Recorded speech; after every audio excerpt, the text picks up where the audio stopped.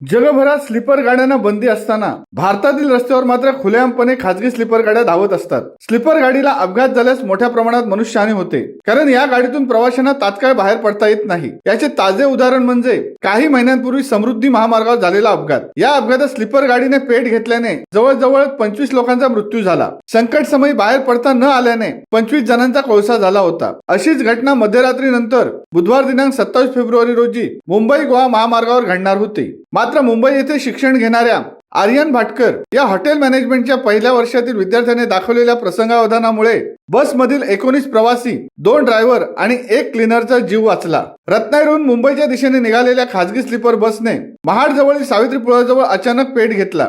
धावत्या गाडीचा टायर अचानक पेटला. 19 प्रवासी गाढ झोपेत असताना ही घटना घडली. सुदैवाने आर्यनने टायर पेटलेला पाहिला आणि चालकाला सजग केले. त्याबरोबर चालकाने गाडी बाजूला थांबून प्रवाशांना जागे केले व गाडीच्या बाहेर उतरवले. मध्यरात्री जवळपास 1:15 वाजण्याच्या सुमारास बसला आग लागली. काही क्षणात बस आगीच्या भक्ष्यस्थानी पडली. शिवसत्ता टाइम्ससाठी धम्मशील सावंत, रायगड.